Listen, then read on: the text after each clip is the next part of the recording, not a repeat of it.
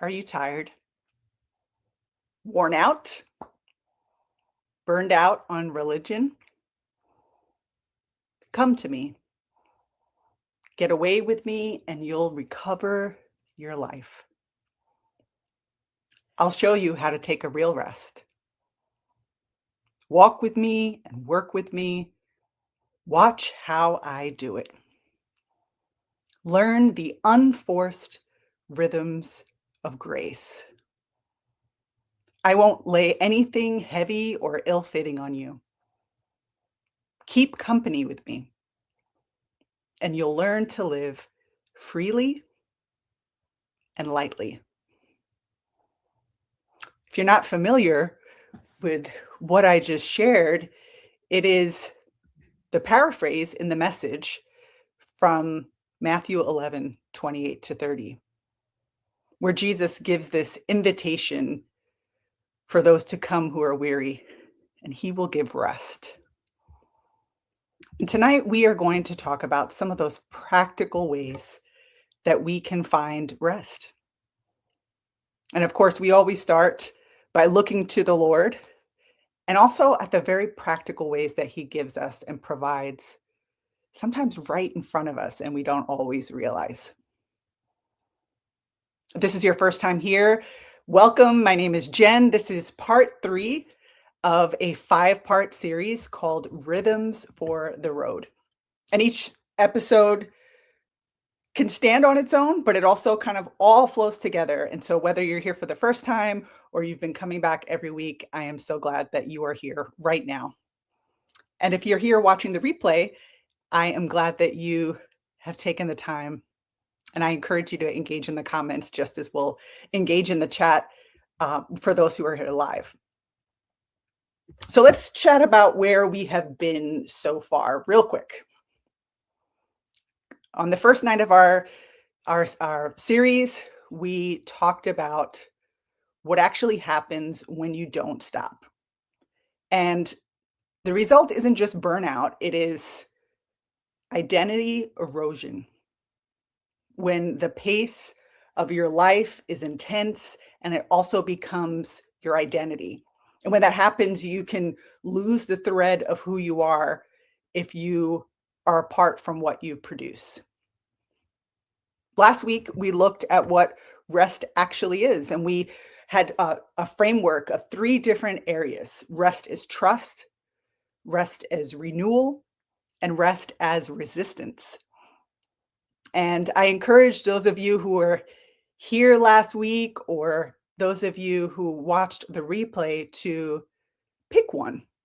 Trust, renewal, resistance, and choose the one that resonated most as you were practicing rest and just practicing rest through that lens. Today, whatever time it is for you, we're going to get real practical and name what rest doesn't automatically tell you. And I think a lot of us were taught that rest is sleep, and it is, but there's so much more. And if you're feeling depleted, or if you've gone through seasons of feeling depleted, I'm glad that you're here and we're going to talk about it. If you're here live, would love to hear what word you carried with you in your week. Trust, renewal, resistance. And if it's your first time visiting, please say hello and where you're, I was about to say zooming in from, but we're not on Zoom, where you're streaming from, where you're chatting from. Would love to welcome you as we're taking this time together. And think about rest in your life. Maybe those instances where you slept the whole night, but you woke up foggy, or you took an entire day off, but you felt anxious, or you went on a beautiful vacation, you went far away, but you got home and you felt like I need another vacation. And if that is you, I want you to know that you are not broken. You're not bad at rest. There's ways that we are trying to fix the wrong kind of exhaustion with the wrong kind of rest. And think of it this way. If your car is low on oil, putting gas in it is not going to fix the problem, right? Oil in your car is super necessary. We know that things don't go well when we don't have enough. And we need gas, fuel in our car, but they aren't interchangeable. So you have to address the right deficit with the right thing. And we may have default rest modes where we go. And like I've talked about, I think oftentimes we are not actually truly finding rest, we're escaping. And when we do that, we're sometimes filling the wrong tank. And if you've been there, you're not alone. Today, we're going to talk about a few different types of rest. We're going to take a couple rest stops like we do. Our first stop is just discussing types of rest. Stop 2 is your rest deficit. And step 3 is the necessary stop.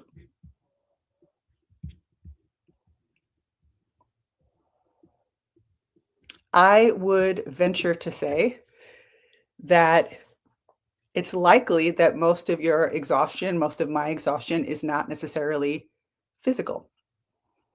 It feels physical, right? Because it lives in our body.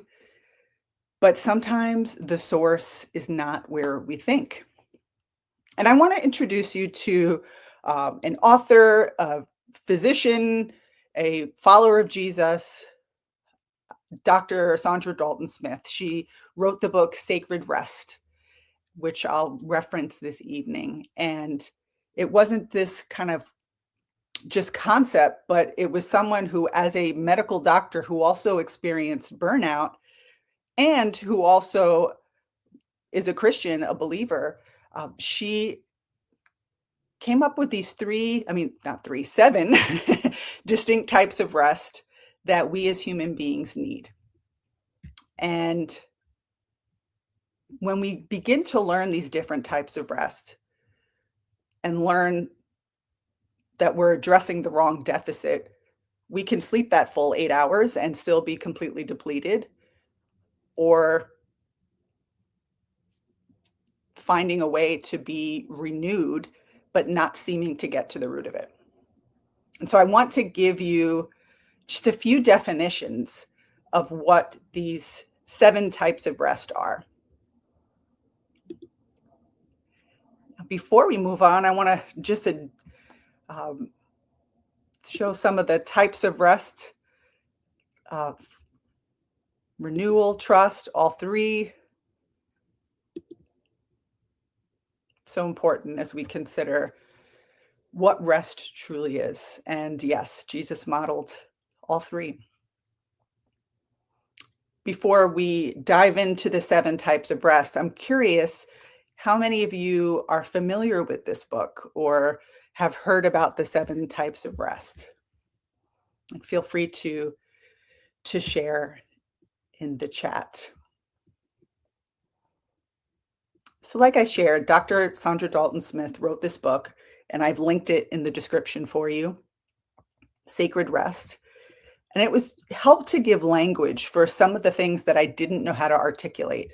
And whenever that happens, whenever I read a book that is incredibly helpful in me being able to communicate what it is that I'm feeling, which I just read through and say, yes, that's me. Yes, that's me. I always want to share it with other people.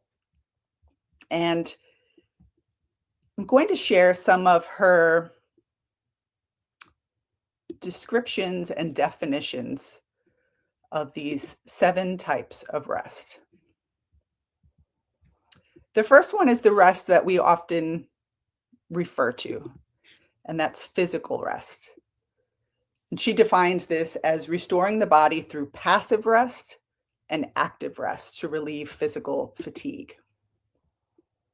And it might be sleep, stillness, letting your body recover. I think that's what we often think of first. And then just restorative movement, just slow walking and taking the time to relieve that physical fatigue. So, number one. Number two is mental rest, which is quieting the mind from constant thinking, problem solving, and decision making. And in those moments, maybe it's your brain is going full speed, it won't stop, or you have decision fatigue, or you have this mental to do list that is running in the background all the time, even when you're still. And mental rest is where we can step away from all the thinking and planning and doing and just give our minds some quiet. The third is emotional rest. And this she defines as having the time and space to freely express feelings without judgment or the need to perform. And in this regard, think about the people in your life where you feel like you can share freely with them. Sometimes we're in spaces where maybe we don't feel safe to communicate everything that we're feeling. And when that's constant, that actually causes us to be exhausted, just emotionally exhausted, because we're not able to honestly share where we are.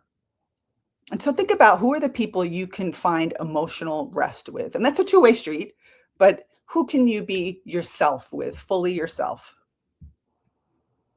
And then there's spiritual rest, where there's this experiencing a deep sense of belonging, of love, of purpose and connection. And of course, as followers of Jesus, we are referring to our relationship with him. And this is not just checking off a list of, oh, I did my devotions, I did my Bible reading, but we're actually taking time, noticing God's presence, that our prayer is being with him and not just saying words, that there's a surrender that's taking place and allowing our souls to connect with him. Social rest. Social rest comes from spending time with supportive, positive people. There's a difference between relationships that maybe drain and relationships that restore. And sometimes we need solitude and sometimes we need connection. And being able to learn where our rest deficits are helps us to discern where we should put our time and energy. And think of the people who, when you are in their presence, that it's life-giving fellowship, that it's restorative conversation, that when you leave, you feel revived and encouraged because of the time that you spent, that it was just intentional. So social rest. This one, I think we could all relate to in some way, shape, or form. Sensory rest. This is where we're reducing the overwhelm from constant input. That's the screens, the bright lights, background noise, having multiple conversations going on. I think that is the reality for so much of us every day, with our phones, with the TV, with our computers, with so much of our work being online. We're just constantly online, and sometimes the lines can get blurred. So lastly, number 7 is creative rest. And this is a renewing inspiration and imagination by engaging with beauty, with nature, with art, or with environments that spark wonder. And think about that. Think about those moments where you've been in a beautiful place and you step back and you're just in awe of God's creation, or where you see someone has created this art or written this beautiful song and you're just struck by the beauty of that creation.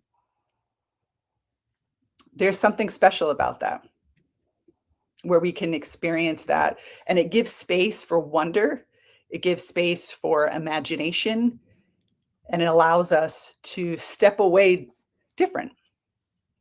And There are these 7 types of rest that Dr. Dalton Smith describes, and all 7 are important.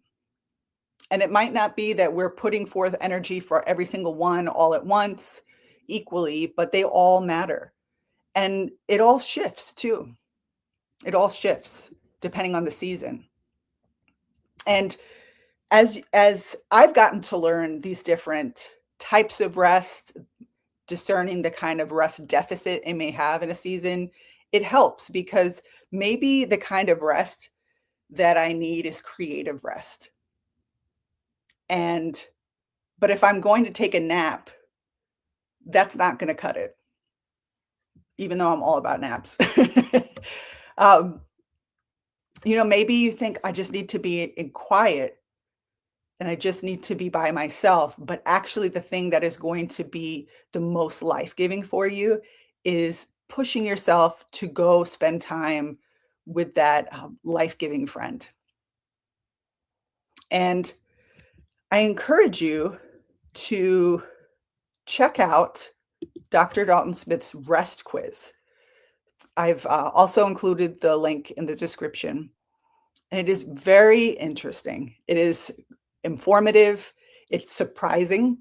And so what you'll be invited to do is to put your email address, and there's a series of questions, and they'll email you back with what your scores are. And there's no right or wrong or anyone being in trouble. It just helps to give language. It helps to give an idea of maybe where to put your attention. Maybe there's, I try to do that rest quiz quarterly. And it might be that sensory rest is up super high in certain seasons, or emotional is in another season.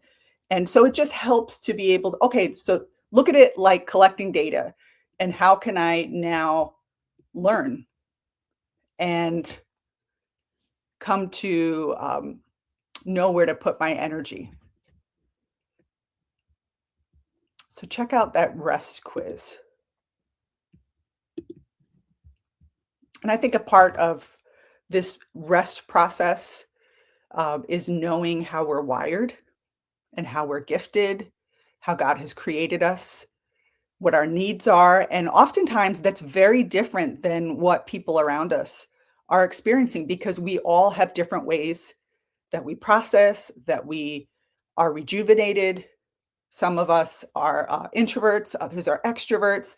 And so there may be just incredible refreshment that comes from being in a crowd of people. And then there may be others who need to just have extra time to recharge. And so both are okay. It's just being able to know and have the awareness of where we're lacking so we can focus on that kind of rest. And when we learn this, which is step 2, it is, what is our rest deficit? And so checking out that quiz helps. And even on a very practical level, right? If you run a school community, an online community, you're doing it, you're holding space for people, you're thinking about people coming in, you're having content that you're providing, your questions that will spark conversation. And there is a lot happening simultaneously, where there's giving out emotionally, giving out spiritually, giving out creatively. And maybe you have a YouTube channel, right? Or a podcast or a newsletter, and there's a sensory depletion because of being online all the time, or just mentally your mind is going full speed thinking of all the things because you need to make decisions constantly. You're how am I going to be on camera? How am I going to edit this? How am I going to keep up with the algorithm? And so absorbing all of that can be exhausting. And it might not be that having your 8 hours of sleep is going to fix that. And so there might be a combination of areas to focus on specifically. So I can't tell you what that rest deficit is, but this quiz in particular is helpful. And so I encourage you to check it out, to uh, just get an idea of maybe where to devote your attention. And if you feel comfortable, come back and share. Just you don't have to share scores, you don't have to share anything that you're not comfortable with, but maybe the type of rest or whether or not you were surprised. Like, did the results surprise you? And share with us. And it is important that we take a necessary stop. The necessary stop is not always the stop that you want to take. And we're on this road trip together, this Rhythms for the Road. And so the journey may require a kind of stop that you weren't anticipating. Maybe it's the stopping to get fuel at mile 200, or 4 hours in, you're going to stop and pull over at the rest area. And it's just a matter of acknowledging and making space for that before the deficit is so intense that it keeps you from moving forward on the journey. So what's your necessary stop? And that's your invitation as we go into this next week. What is your necessary stop? What is the type of rest that your body, your mind, your soul is craving? And I think a lot of times that we as leaders will miss it because it doesn't necessarily feel like rest. It might even feel like an inconvenience, right? Because it's easier to check out. It's easier to scroll. It's easier to binge, right? And it might require maybe having an honest conversation about how you're really feeling. Maybe it's that, not that you need to spend 3 hours reading your Bible, although reading your Bible is important and is always a priority, but maybe you're going to connect with God by stepping outside for 20 minutes and just looking at his creation and noticing how you're feeling in God's presence. And sometimes that might feel either like an inconvenience, or it might feel indulgent because this is not the type of thing in a productivity space that I need to be doing, but rest is productive. And I want to encourage you, as you are on this journey, to know that these steps are productive. Rest is productive. And it helps us, these necessary stops, to actually go further, to serve longer, and to lead from this fuller place of true rest. And Jesus withdrew from the crowds regularly, intentionally, deliberately, even when the crowds still needed him. And I want to read from Mark 1, verses 35 to 39. And it says, very early in the morning, while it was still dark, Jesus got up. He left the house and he went off to a solitary place where he prayed. Simon and his companions went to look for him, and when they found him, they exclaimed, "Everyone is looking for you." Jesus replied, "Let us go somewhere else, to the nearby villages, so I can preach there also. That is why I have come." So he traveled throughout Galilee, preaching in their synagogues and driving out demons. It's comforting and fascinating to know that the God of the universe put on human flesh. And Jesus, fully God, fully human, took time to spend time with the Father. He was very clear about his mission, what he was meant to do, and what he was not meant to do. And he took the time to get away to be with the Father. He took the time to rest. And, remember, he was snoozing when there was a storm in the boat. He could rest. And he also was so assured of his mission and what the Father was calling him to do, that he was able to say no.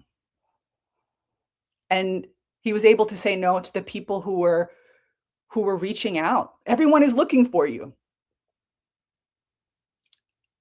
He had the power to change their circumstances, and yet God was leading him to go through the next village, to preach in a different synagogue.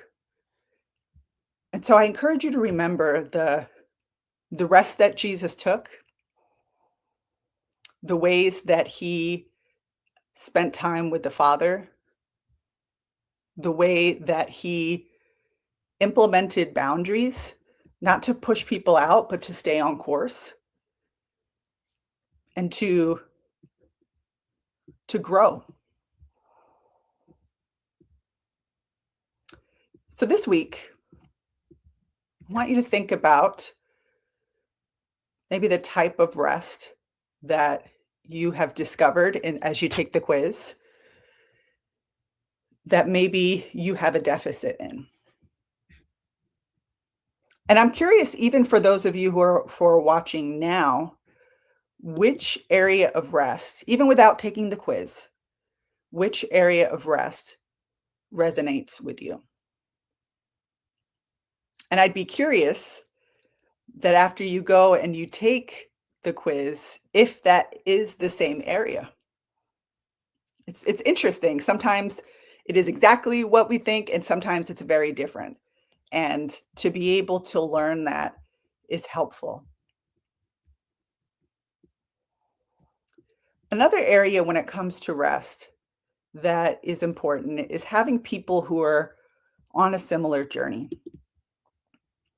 And there, several months ago, I launched a community, an online community, initially just specifically for Christian leaders to grow in rest and rhythms.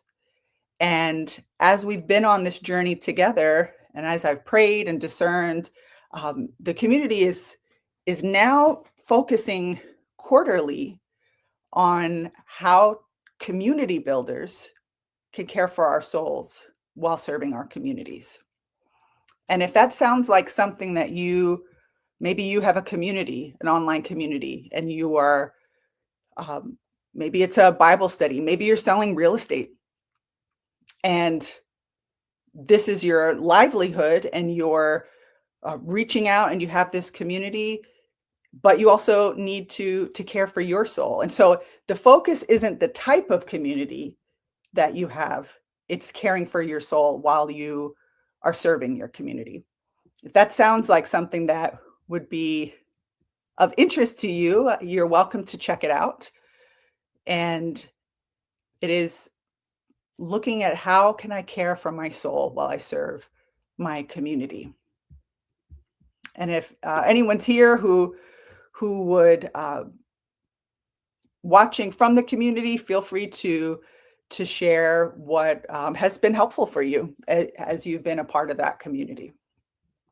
And so think about, as a community builder, how can you care for your soul? Sometimes when we are on this journey of pursuing rest, what is so incredibly helpful is to have other people who are in our lives who are on a similar journey. Because a lot of these decisions, a lot of these ways of carving out time for rest, of establishing boundaries, of just discerning what kind of rest do I need, a lot of these decisions are incredibly countercultural. They're countercultural in corporate America, and sometimes they're countercultural in certain churches. And so we need the encouragement of one another to be able to take these steps of faith. And they don't have to be these giant leaps. They may feel like a giant leap, but sometimes just taking these little steps consistently and implementing regular rhythms of rest can make a significant difference. And then also having people in your life who you can talk about this with, who you can pray with, it really is helpful. So I remind you and I encourage you that if you're feeling tired, it is not because there's something wrong with you. It is maybe that you have been using the wrong kind of fuel. Maybe you're using diesel when you shouldn't be. And so take time for you to learn your rest deficit. Take time to discover how to refill your cup. Alyssa's here. Alyssa's a part of the community. She talked about how to refill your cup, learning how to rest and not just run on fumes. And it's significant. It's significant that what may seem like so small, like what is 2 minutes of rest? I shared in a previous video about the guide that you can download, which is about sacred pauses, just micro practices to connect with Jesus and to find rest. And it's possible. It is possible. And I am so thankful that Jesus didn't give a one-time invitation for rest. And we started off with looking at Matthew 11:28-30. And I want to close with that. In the beginning, we looked at it in the Message paraphrase. And I'll read here from the New International Version. It says, "Come to me, all who are weary and burdened, and I will give you rest. Take my yoke upon you and learn from me, for I am gentle and humble in heart, and you will find rest for your souls. For my yoke is easy and my burden is light." I pray that in the coming days, as you take your rest quiz, as you just discern what are these areas to focus on, that you would experience the rest for your souls that can only come from Jesus, who is gentle and humble and kind, and who invites us to learn from him. I pray you have a wonderful, wonderful week, and I will see you next week, Monday, for part 4, as we gather on Monday, the 22nd at 6:30 p.m.